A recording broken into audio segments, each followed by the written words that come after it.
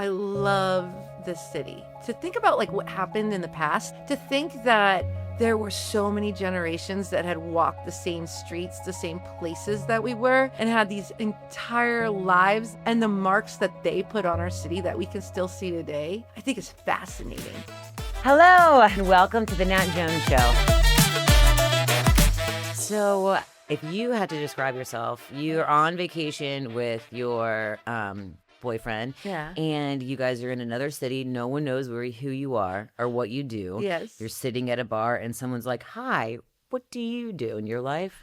What do you say? I say I'm a bartender. First of all, you don't even a bartender anymore. I know, I am. I mean, I still bartend, but I just Yeah. don't do it at a bar. Yeah. I got to stop saying that because people are like, "Oh, where do you bartend?" And I'm Yeah. like, actually, everywhere Yeah. or nowhere. I'm a contract bartender. Yeah, exactly. I also tell them I'm a former bar owner and a amateur historian. That's what I say. And like the biggest fan of Cincinnati I in know. the entire world. Well, you are very humble to say an amateur historian because there's nothing amateur about any of the work that you do at all. You're a very professional and well-seasoned and incredibly knowledgeable woman about all the stuff that you do. I do drive all our friends crazy whenever we're walking down the street, and I'm like, "Ooh, you know what happened here?" I like it. I like it. Walking around with Molly is like getting your own private tour of the city every time. And I want to know, like, why do you do what you do? First of all, I love this city. And I also love to think about like what happened in the past, to think that there were so many generations that had walked the same streets, the same places that we were, Yeah. and had these entire lives, their whole generation, and the marks that they put on our city that we can still see today, I think is fascinating. You know, I love that about you. I think you stay in your imagination a lot, and it's really great. Recently we were out to dinner for your birthday. Yeah, that was so fun. And you Gosh. asked us all, tell us why you love Cincinnati. Why do you love it so much? And I was honestly like, I don't think I love it as much as you do. I don't know what I'm doing wrong, and I feel bad almost. I mean, have you felt this way in other cities? Because you've lived in other cities as well. Not as much. I mean, I think I have a big connection here because, my family's been here for so long, 7 generations. I'm a 7th generation Cincinnati. Wow. Okay. So that I think has a lot to do with it. The stories that have been passed down from my family alone about living in Cincinnati and seeing all the changes that have happened here is pretty fascinating, Yeah. But also it's like, I think it's just absolutely beautiful. There's a magic here in Cincinnati that I have not felt anywhere else. Really? Like anywhere I've traveled in the entire world, I have not found a magic like we have here in Cincinnati. I think that's wonderful, and I'm like, you need to tell us more of that magic. And like, I guess when I wanted to ask you, like, do you think I would like it more or as much as you do if I learned more about my family and my history? I know we're not 7th generation, but Right. I'm like, maybe that'll be a place to start. I think so. Yeah. I think learning about where, the people who came before you, your blood, just finding that, that line about the people who were here before you, I think it's really important. I really do. I think that also I love to know what happened here, and see why this is like this. Like, for instance, like, when you're going down 5th Street and you hit Vine and then all of a sudden you have to do this little like around Fountain Square. Like when I was little, I was like, why? Yeah. And then I figured out, well, it used to be an Escalade right in the middle of the street, That's so cool. I had no idea. So like things like that, like why, So if you go back in time, you can answer that question. And then when you find things that people have done, or things that they tried to do, it didn't happen, in the present, you can learn from what they did in the past and why that didn't work or why they didn't do that. Yeah. And then you can make better decisions for how you're going to create, the city you want in your generation today. So that Cincinnati can have a better future. And that's all we really want, right? We want Cincinnati to have a better future. Yeah. Are there other historians? I mean, I feel like there aren't people who are leaning into the history as much as you are. In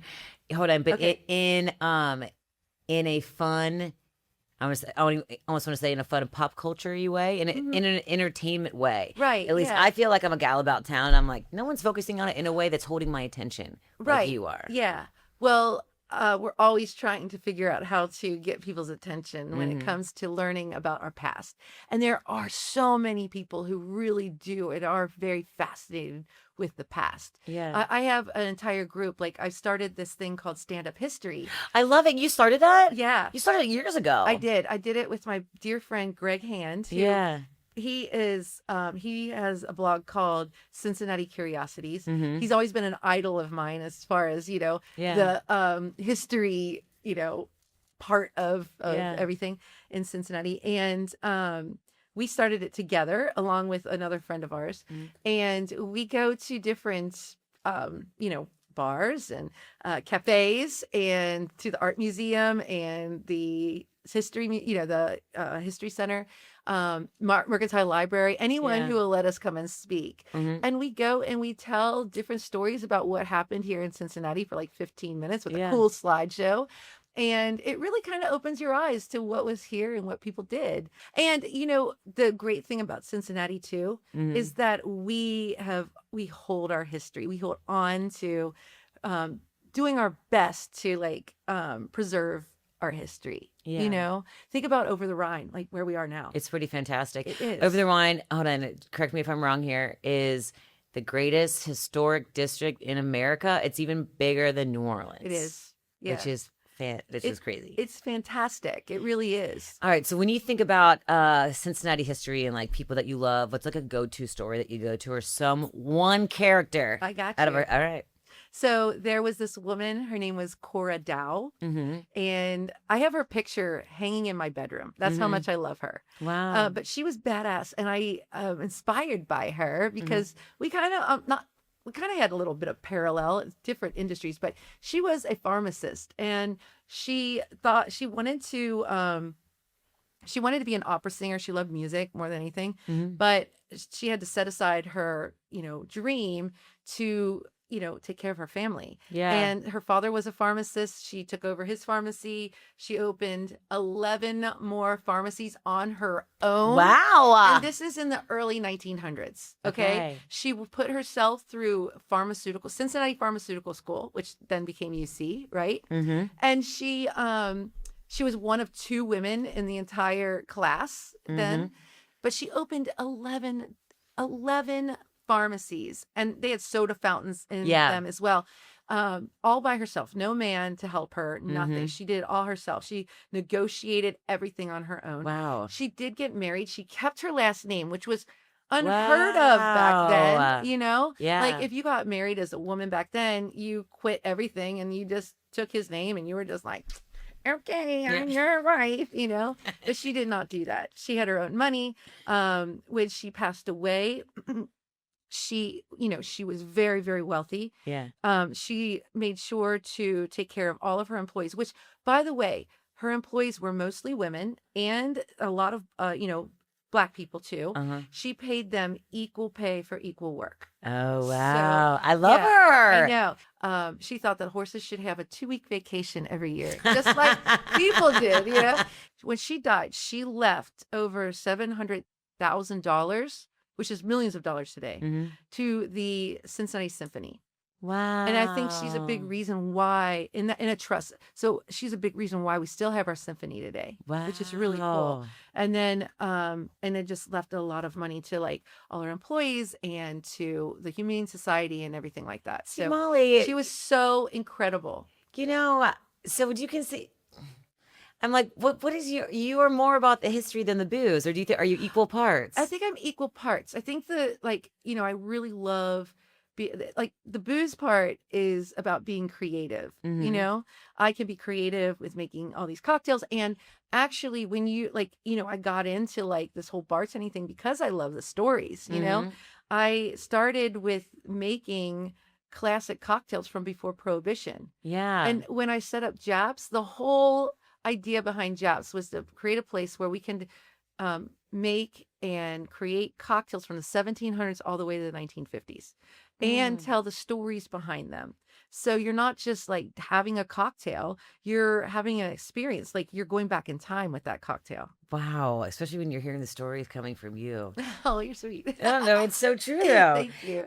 So do you ever get sick of any of this? Are there ever days where you're like, I don't want to do this today? Like, do you ever get sick of talking about booze? Because Molly does you have your own gin, and are we allowed to talk about the vodka that's coming out too? Yeah, the vodka, it's already out. I put it up.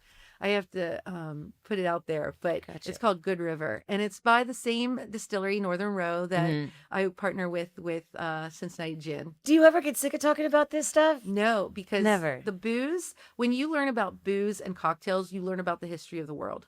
Wow. And when you learn about, I love whiskey. I love my whiskey and bourbon. And when you learn about bourbon and you learn about the stories that are behind like all the labels and stuff, you learn about all of this area. Kentucky, Ohio, Indiana. It's amazing. Well, you're so fascinating, and like look at the joy in your eyes. I love it. You pay attention to detail. You're very much. I pay attention to detail. Just even like by your aesthetic, your home is incredibly detailed, and your work is as well. Have you always been this way? Yeah, it's my ism. Really?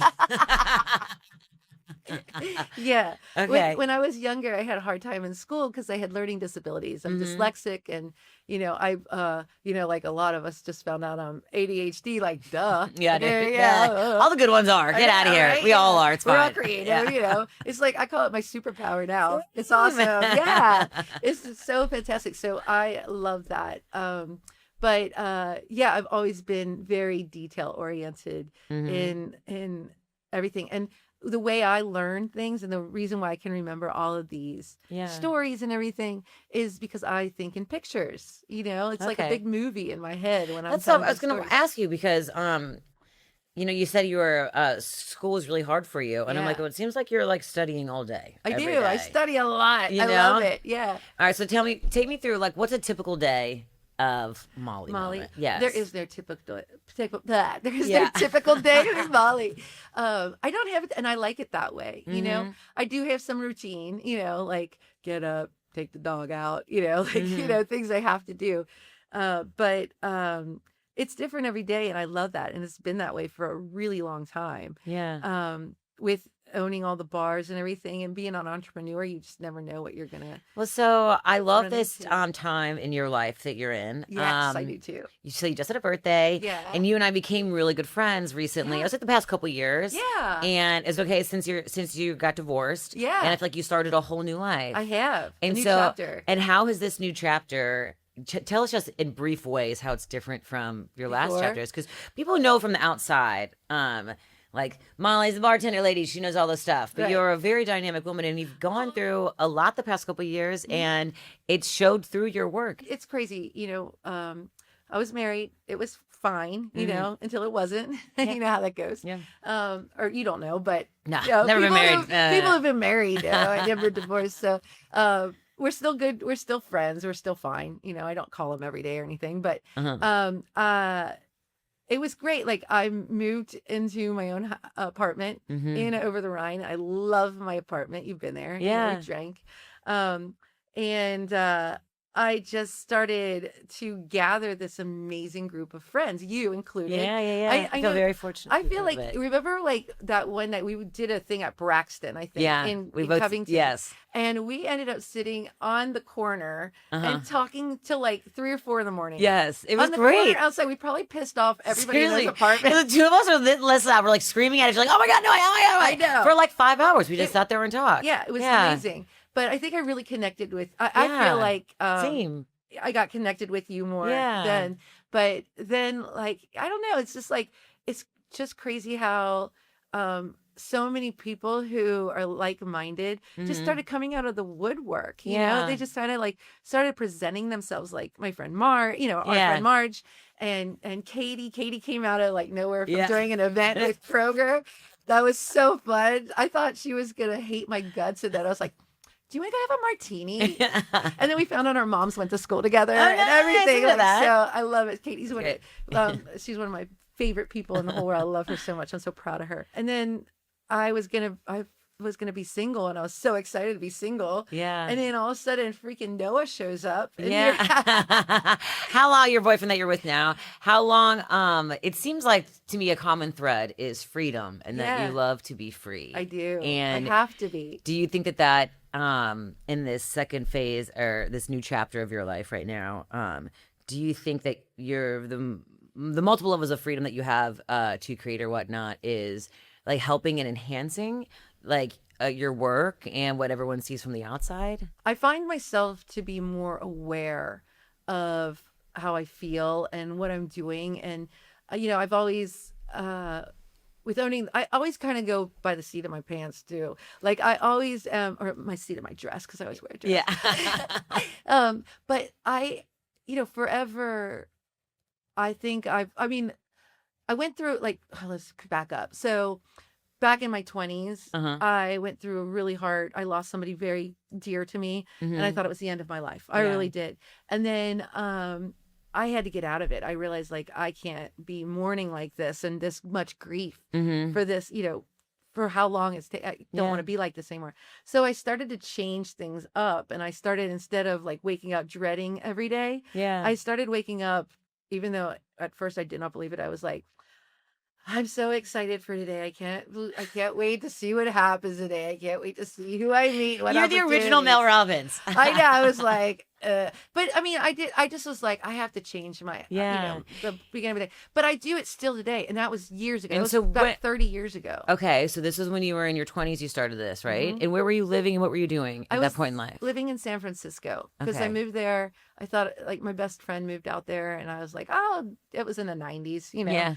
When you were in San Francisco before you moved back, were you bartending then? Is this when it all started? First, I worked in high-end retail. I worked for Chanel, and I worked for Prada. You've always been a fancy girl. You are just a prim and proper girl. I'm a fancy girl. You are. I love it. It was fun. I have genes, I think, from my grandfather, John R. Sweetman. Oh my God. We can't take that out. Yeah. Oh my gosh, she's like, Molly. No, he was the ultimate salesman. But I can sell anything, No way. Sure can. So I did really well. It was all commission, and I did really well with it, and I loved it. And it was kind of crazy because me being, from Coleraine, grew up behind Northgate, and not at all familiar with people who have way too much money to spend. Yeah. On bags on a Tuesday morning. Yeah. It was kind of it was almost like a culture shock, but I'm like, let's go. So sold it. And then I got out of that, and I went to school to become a jeweler. No way. I've always been in the jewelry, costume jewelry. But you made your necklace, by the way. I did, yeah. I made my necklace. I love jewelry. I think it's wearable art. And I've always been an artist. So, so I learned how to become a jeweler and make diamond rings, and did that. And I apprenticed with this great guy named Vaskin Tanelian. He was this Armenian dude. Dude, and it was crazy. Okay. He was awesome. But I learned how to make jewelry. And then that's when I got into the service industry, because my friend opened up a restaurant. And asked if I wanted just the food run, and then somehow I got behind the bar, and then it just all went from there. I don't know. It was crazy. Yeah, but so when you started making cocktails, I'm sure you were it was maybe a regular bar. It was. You weren't as into the storytelling. No, it wasn't. I was just slinging. Oh yeah, dude. I bartended in Coleraine. I'm I served those beers and opened those things. I was a terrible bartender. Oh, you would be perfect. Oh no, babe. Hold on. I had the gift of gab, right? I could talk, but I always broke the most glasses. Oh. Anytime anybody ever ordered a cocktail, I'd be like, can't you just get a beer? Right? No. No, I'm very not taking that. Yeah, no. You obviously paying attention to detail. I'm like a bull in a china shop, just trying to get people drunk and tell them jokes. Well, that's part of being a bartender sometimes. Stephen Shores. But so you're in California and you started doing this. So I did that, and then I decided I wanted to move home, because if I was going to have my roots put somewhere, it was going to be here in Cincinnati. Wow. And so in 2008, I moved back and didn't know where I fit anymore. Yeah. Because, I'm kind of colorful. Yeah. And I had this style that I didn't want to give up. Yeah. And so if I knew if I worked in like a jewelry store, they'd put me in the back, polish and stuff. And I didn't want to do that because I like to talk to people, obviously. Yeah. So I was like, I'm gonna just get a bartending job and see where that takes me. So I remember walking through Main Strasse one day. I was like 2 weeks into moving back here, and my little resume, it's like 2008. I remember those days. Yeah. Sure. And I'm going around and I walk in a place and there are two people just sitting at the bar. It's in the middle of the day, like 2 p.m. And they are obviously chefs, Yeah. And they're like, they turn and they're like, are you looking for a bartending job? I'm like, yeah. And they're like, ooh, we need a bartender. Go here. So they sent me over to Chalk, which is now Blinkers, now in Covington. And I went in and they're like, we need somebody who can make classic and craft cocktails. I'm like, oh, I could totally do that. I didn't know how to do that because I've been slinging. And then I was also like a cocktail waitress for a long time because I made more money doing that in a nightclub in San Francisco. Those legs thing. It was fun. It was a lot of fun. Easy too. But I was like, no, I'll figure, in my mind, I'm like, I gotta figure this out. Yeah. So went home.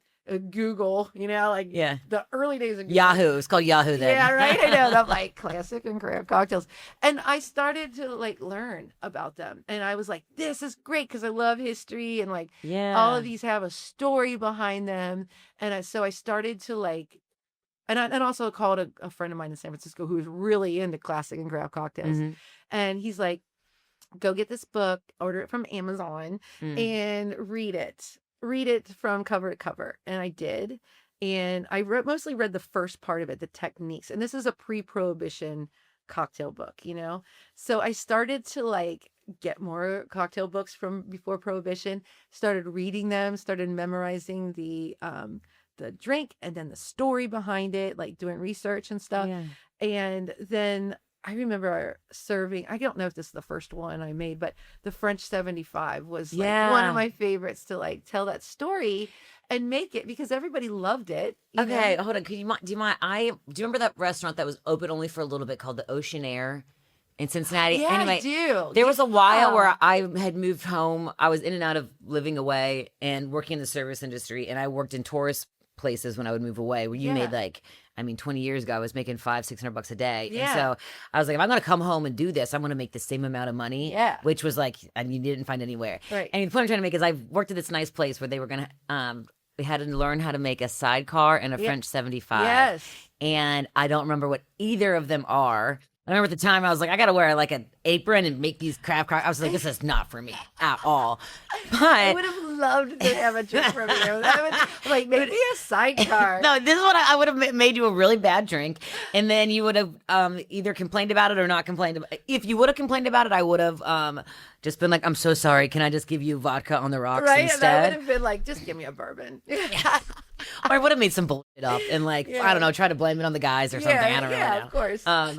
But so what about that story kind of like set you off into, it was a trailblazing cocktail for you? It was, when you talk about the French 75, for instance. What is By it? the way, wait, I don't remember. Is it purple? Yeah. No, it's gin, lemon, and simple syrup, and then topped with champagne. It's that sounds good. Easy and so fantastic. Easy. It is. It's wonderful. Yeah. It's my mother's favorite drink still to today. Gotcha. But it dates back to like World War I, like. And before gin was used, it was cognac. So the story goes that there was a guy. He was in World War I. He was a volunteer pilot. Remember, in World War I, we didn't have an Air Force. I didn't know that. We didn't. It was all like flying was new, right? Still, and there were volunteer pilots. You remember Snoopy and then the Red Baron or whatever. Yeah. Like. Think of that because that was World War I. Okay. That's where that comes from. So they were volunteer and there were squadrons over in Europe. So there was one in France called the Lafayette Squadron, and it had a lot of American volunteer pilots in it.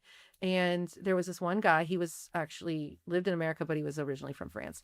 And he was a pilot. And I can't remember his name off the top of my head, unfortunately.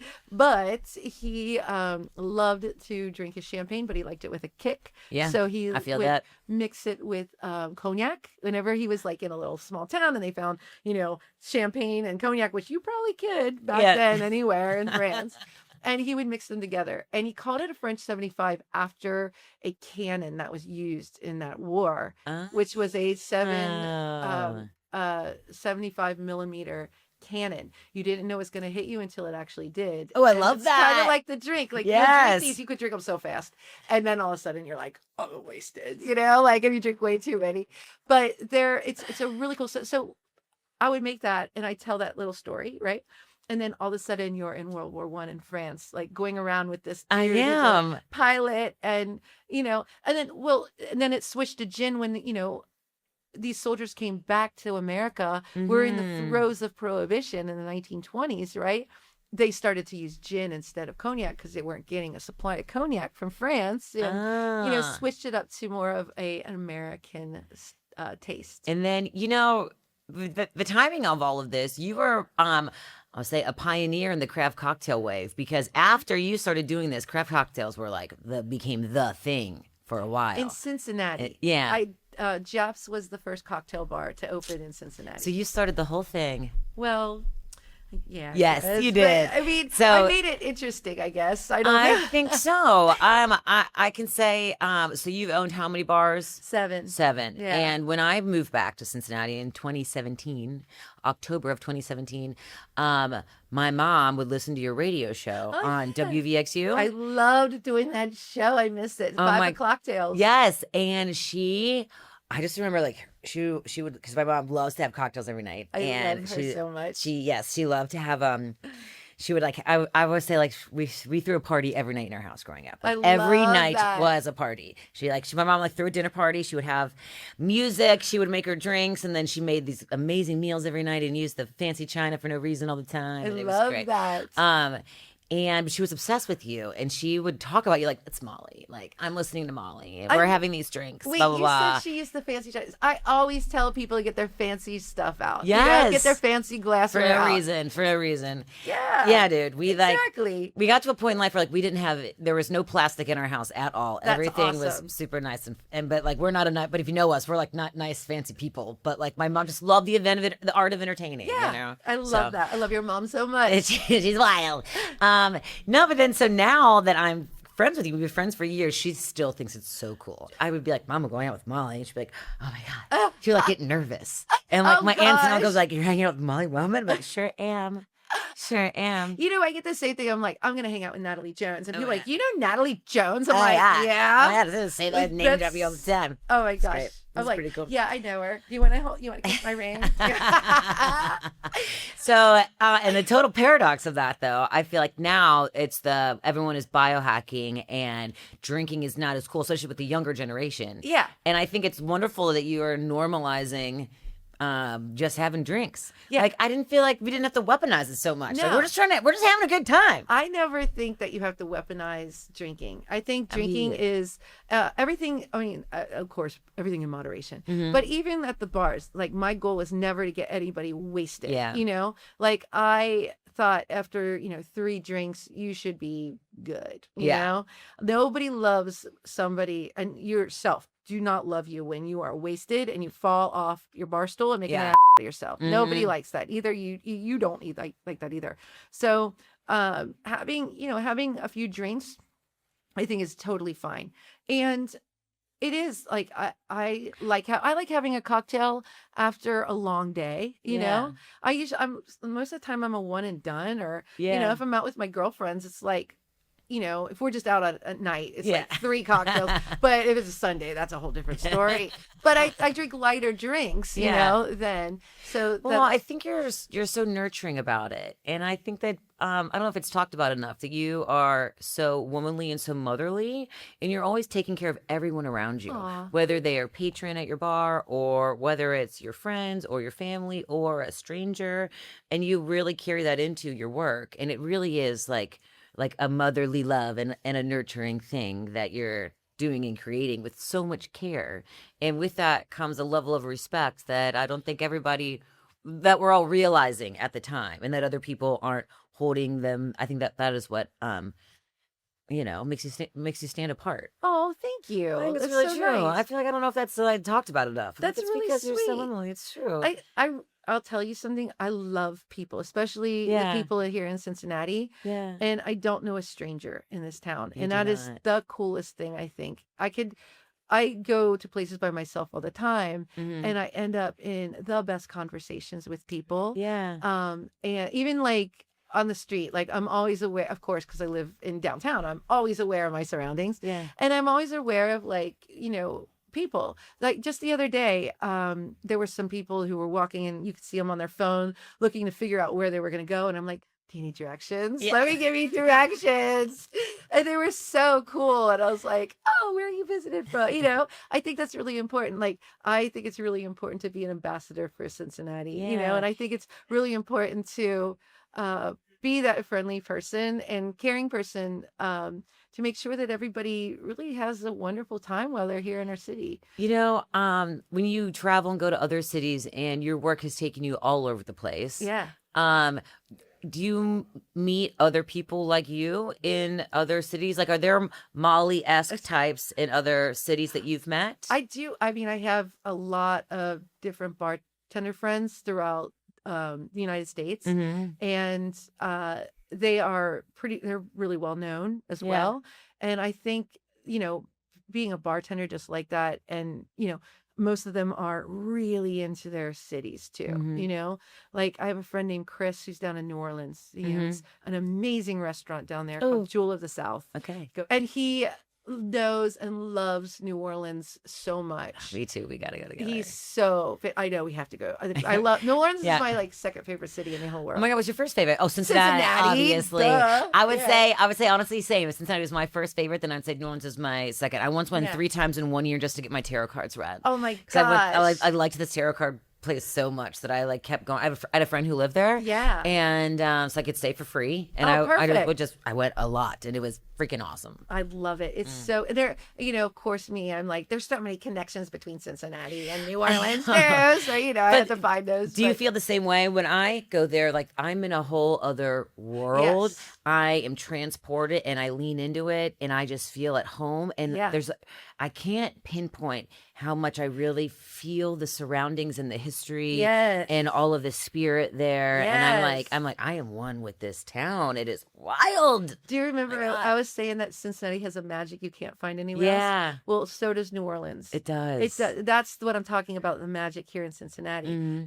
That magic that you feel in New Orleans, we have that here. It's different, but we have it here. Yeah. Like the streets talk. They do. The streets talk, the buildings talk, like the spirits of our city talk, and that happens. You can feel that there, and you can feel it here, and you don't feel that in a lot of other places, do you? It's true. Do you think Cincinnati has a sense of pride that a lot of other places are missing out on? Do you think we're lacking it? I think we do, but I think we need to build the pride up a lot more. I think especially in the last few years, since 2020, I feel like our pride is diminishing, and I'm on a quest to help to inspire people to be proud of their city again. I know you're so good at it. I feel like, I don't know, when I think about Cincinnati, I think it's I will shamefully admit, I think a lot of people do, they think of the sports. Yeah.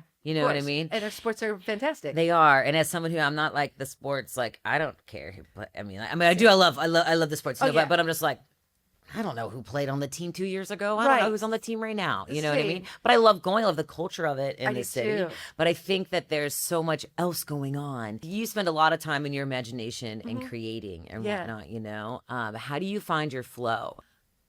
I don't know. But you know what I mean? When you get into your work mode and you're really thinking about everything, do you have a certain routine? For me, I have to do hot yoga. Right. Have to do hot yoga, then listen to music. Yeah. And I don't know, get in my vibe. Yeah. So it just depends. I wake up and, I do my things. Mm-hmm. I wake up, do my stretches. I take the dog out, do my walk, come back. I drink lemon water because I'm like that because I like it, and it feels good. And then eat my breakfast, and then I figure out what I need to do for the day. Do I need to call these people back? I have to answer, all of the messages that I've gotten, and then I got to go to my dreaded email.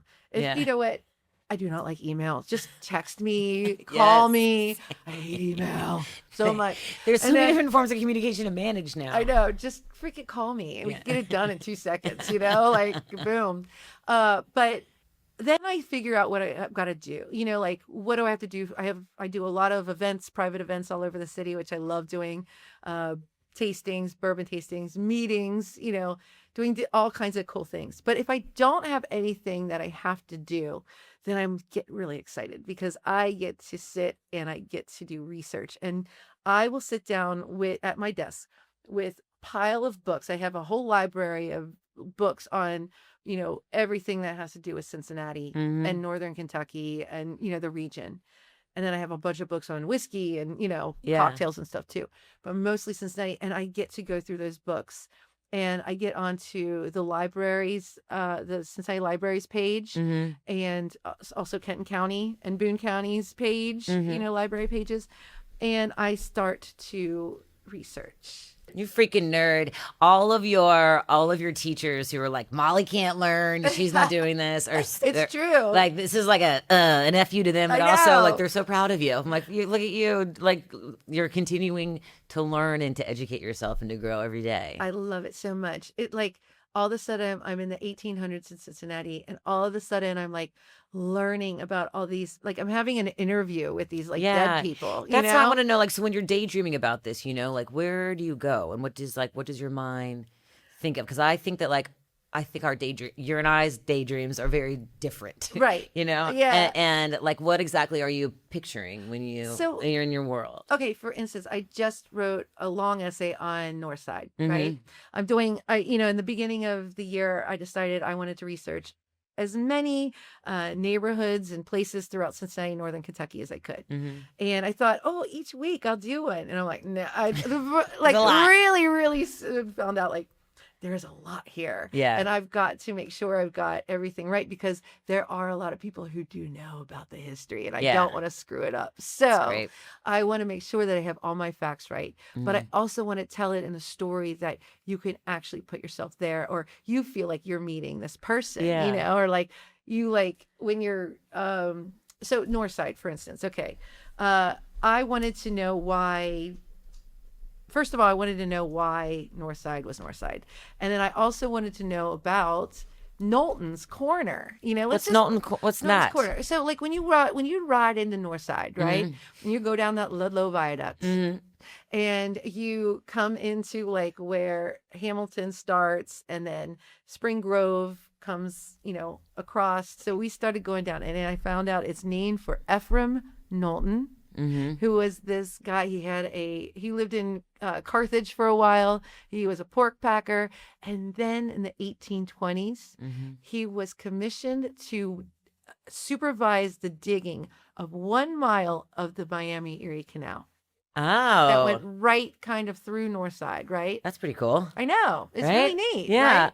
And so he moved to, Cumminsville, it was called then.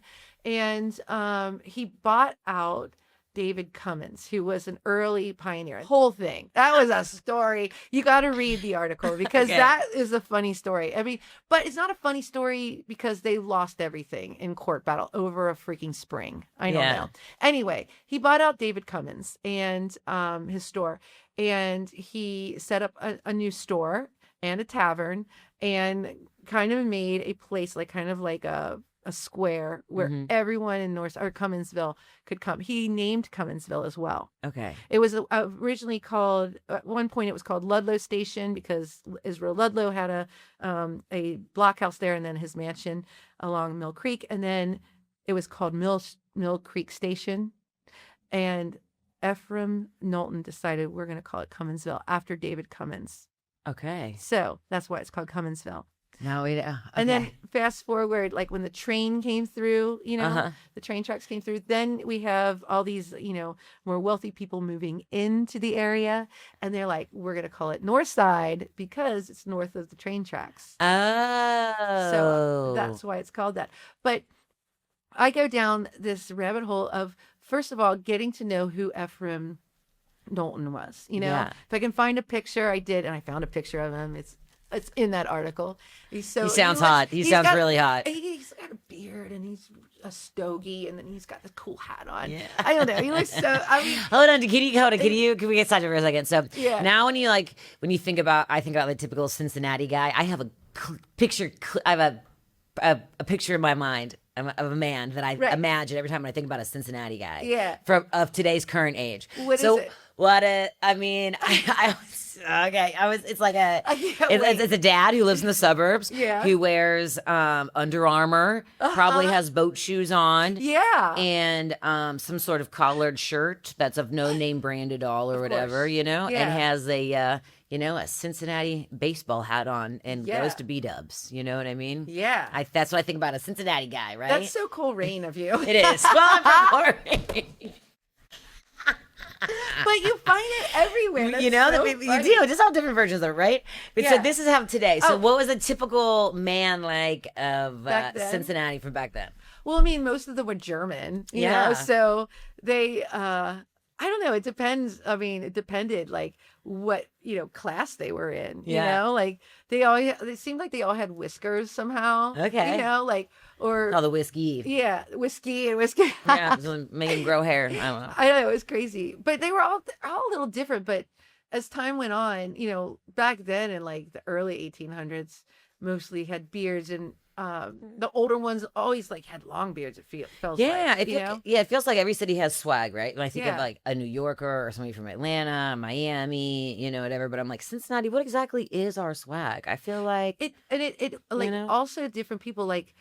I do a lot of Black history as well. Mhm. Like I love researching, and they had swagger. yes. Oh and, my yeah. God. Like researching Black history, and the dance halls that Yeah. were owned, like there was swagger. Yeah, it it was is. so cool. They were well dressed, Mm-hmm. and So, I so think cool. that swag is one of the most important things that a human needs to have, especially like a man. That I'm like, dude, you gotta have a little bit of swag. Get the fuck outta here. Amen. You don't want any swag? Get out of here. I always like let your freak flag fly. Dude. Like be So, interesting. I want to ask you that as well. How important do you think is, like independent thinking Yeah. in general? Oh, so I have a saying, and I say it all the time. Mm-hmm. You can't fail at being yourself. Oh, that's great. Yeah. Yeah. I say it all. I need a t-shirt. I need to tattoo it Yeah, on me somewhere. I say it all the time. But it's true. Like I think that everyone, everyone's different in their own way, and they should let themselves really shine. You know? Yeah. Like everybody, like you yourself. There's no other Natalie Jones. Oh, dang. Right? There's Yeah. no other Natalie Jones. You bring so much character to the world and so much light, and the world would be a horrible place without you. Well, thank you. That's very nice of you to say. It's very true. And same to you. Thank you. Yeah. But it's true. Like you have your own style, you're your own self, and you're absolutely perfect and beautiful. Oh, You thank really you. are. And everybody has that. Everybody has their own light that should shine, I feel like I don't know. I just like do what I want to do and wear what I want. I mean, you gotta like do it all within like the law. You know what Yeah, I mean? of course, But like yeah. to me, I don't understand. I mean, I guess we can all do it, and I have gone through phases of like I was trying to be this or trying to do that, or I go Right. through phases of getting obsessed with something. Then I'm like I turn into that for a week or two or Right, whatever. yeah. You know what I mean?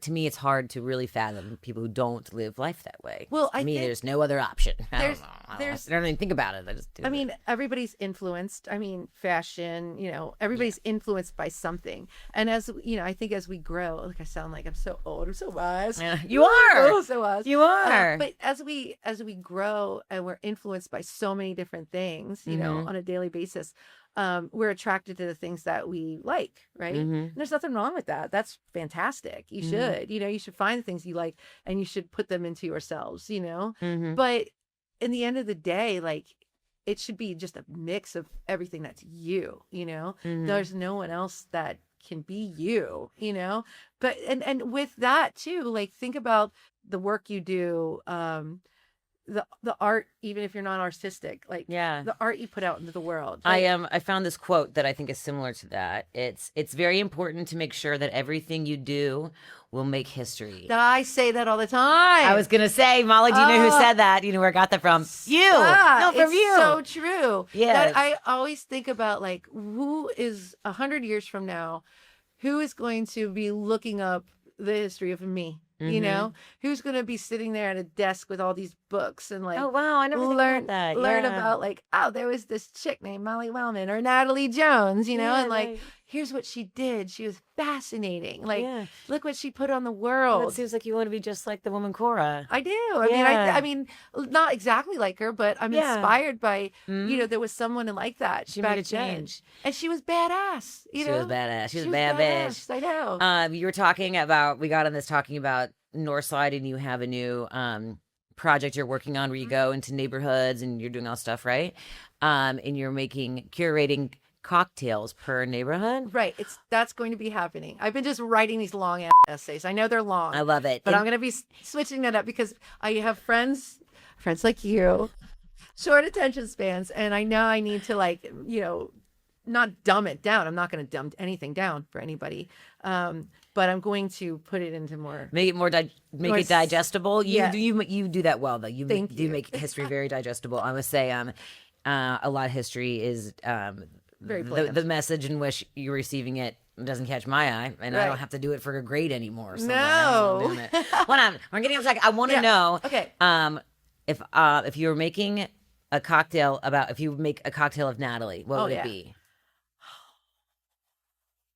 And also, and my mom as well. Oh, your mom is easy. Yeah, I've made drinks for your mom before. But if Mary Beth was a cocktail, what would she be? Okay, so gin. Okay. I would make it with gin. She just seems like a gin girl to me. Mm. Is she like gin? She is a vodka woman. She drank Grey Goose my whole life. Oh, and gosh. she saved all of the bottles and made them all into candles. Oh, I love her. Okay, Yeah. so let's switch it up. Okay. But I mean, gin is just a flavored vodka. Yeah. So, you know, nerd. I'm a nerd. No, I think, okay, then just switching up the vodka. I think I want to do like a really, really great vodka. I feel like I want to like do like almost like a strawberry rhubarb kind of thing. Oh. And then she needs some sparkle, so some sparkling water or wine in there. Okay. Yeah, something like that. That's what I'm kind of feeling. Hell yeah. Yeah. All right. But Make sure it's strong. She Like, should yeah. be. It should be Like, strong because she's strong. a very strong, Like a awesome woman, yeah. woman. So yeah, that'd be for you. I mean, I know you like gin. I like do? your gin. Yeah, And when like, you make the gin cocktails. and you like tequila. Mm-hmm. You like tequila a lot, so probably do tequila because you're fun. Okay. Cool. Yeah. Yeah. It would be tequila, and I feel like we should be sophisticated too because you are sophisticated, but you're also fun. Okay. I'm very So sophisticated. I think we're gonna do tequila. We're gonna do some like, let's see, grapefruit juice. Okay. And I already love it. Was it Paloma? No, Okay, just it's kidding. not a Paloma. And then we're going to use like a different syrup, like something floral, like lavender or something like that. I love And it. then to make it fun and colorful, because you're colorful, Mhm. we'll put a drizzle of a little creme de violette in the bottom. Yes, we're so sophisticated. I think I that's sound like a gonna great be drink. That sounds perfect. great. I'd drink that right up. All right, I'll make it for Thank you you. next time. All right, here's some rapid fire questions for you. Okay. I love when you do rapid fire. All right. How many tattoos do you have? One. I love you. One big one, it all connects. And how many shoes do you have? Ooh, right now, I just got some new ones. Don't tell Noah. Maybe Okay. people see this. I didn't. I swear I didn't. He knows me better. Yeah. I don't know. I have it's less. At one point I had like close to 400 pair. It's wild, Molly. Not only that, they're all over your house. Yeah. They're a decoration as well. They are a decoration. I have a wall of shoes and it cool. keeps growing. Yes. I gave Noah a shelf though. Nice. You got it. Nice. So I was Yeah. like, how is he going to have any space in it? Oh my gosh. Speaking of your wall space, the decor in your home, how much free wall space is there in your Not a lot. home? Yeah. Not a lot. Luckily, I mean, one, there's a lot of windows, which that's why I got the apartment. Gotcha. But also, you know, I've set it up so that I can have all my stuff. I have this thing like, if I don't see it, I'm not going to use it. So I like to see all of my stuff. And for some people that might be a little overwhelming, but for me, it's like controlled chaos. And I love controlled chaos. You do it well. It's fun. You do it well. What is some advice you have for somebody who's going into the bar business today? Ooh. First of all, personality is 80% of being a bartender. Okay. The rest of it is just, learning the drinks, Also, I always tell bartenders, learn what you're selling. You're not just an order taker. You're a salesman or salesperson. Like, you are selling this alcohol. You're not just, making a drink, here's your vodka. That'll be, $15. Yeah. And then I want you to tip me. No, you have to have personality. One, you have to know what you're selling. So I would always tell people, like, learn what's on the back of your bar. Do a freaking Wikipedia on the Grey Goose or, the Cincinnati gin. Find out something about it so that you can sell it to people. Okay. And I also am really, really particular about not asking people what they want at first, but suggesting something. Okay. So when you came in, unless I was 4 deep at the bar, there's a whole, if you're like working in a nightclub or, someplace that's so busy, you do not want to do this. You want to be like, what can I get you? What can I get you? Boom, boom, boom, boom. Yeah. And take a lot of orders at once and get that out. That's turning and burning. Yeah. But if you are like a happy hour bartender, or you are working at a restaurant, or, you are bartending, you go up and you're like, I have this great drink I just created. Can you want to try it? And they'll be like, what is it? I'm like, it's bourbon based, or it's this based, and let me make it for you. If you don't like it, I'll take it back, but I think you're going to like it. You don't even tell them what's really in it. Okay. But they'll tell you like, oh, I'm allergic to grapefruit juice or something like that. Okay. Then, don't make that. But, make them the drink, sell the drink, sell the alcohol. Don't just take an order. Okay. You're going to do so much better that you're going to have repeat customers. You're going to have higher tip average. You're going to have more interaction with the person too. Okay. And people will stay longer because you're cool. Okay. Hey, I mean, that's cool. All right, good to know. And then speaking of knowing, and is there any Cincinnati history or knowledge that everyone believes to be true that is actually false? Oh gosh, there's a lot. Let me think of something off the top of my head. Okay. You know what? Like right at the beginning, like there's a lot of people who believe that there's chocolate in the Cincinnati chili. Yeah, isn't there? No. What? There's not. It's just cinnamon? It's just cinnamon. Yeah. I thought that there was. I thought that was the whole thing. No, there's no chocolate in there. But there was like, so, when I guess there was an interview, a reporter put that in the paper. They were wrong. And it's so, it's just stuck, forever. Good to know. I mean, there's other things, but that's right off the top of my head, the first thing I thought of. All right. And what is your favorite rule to break? Oh, gosh. I break a lot of rules. You can drink any time of the day. There you go. Oh, I love that. I always say the same. I'm like, look, after 5, I'm like, I don't need a time limit on my time. Like, okay. Seriously, think about it. Like, you go different places, you're at different events. Like, you're at brunch, you could drink in the morning, Yeah, dude. I mean, there's a time and a place. Yeah, I mean, for sure. There are people who have a problem with addiction. That's totally different. I think that you can also be addicted to anything. Yeah. You can be addicted to chocolate cake, and that will kill you. Yeah. Everything in your life should be in moderation. Like you can't overdo it on one thing. And I know people's brain chemistry is different and it's a problem. But if you don't have that problem, if you have, the control, there's nothing wrong with having a drink as long as you're not, doing something like driving or heavy, machinery or, hanging out with a bunch of children that you're responsible for. Yeah. Things like that. You've got to be responsible. There's nothing wrong if it's just you. You don't have to do anything, and you feel like having a drink at 9 a.m. You can do that. Yeah. Like seriously, there's no rule against that. And then also like, don't go, don't go overboard. Taste your alcohol. The alcohol that's made today is really freaking good. Yeah. You know, you don't need to cover it up all the time. Yeah. There's a way of slowing down and really getting into what magic happens with making that particular spirit. You're so special. And what are you obsessed with right now? Oh, my neighborhood series right now. That and what else am I obsessed with?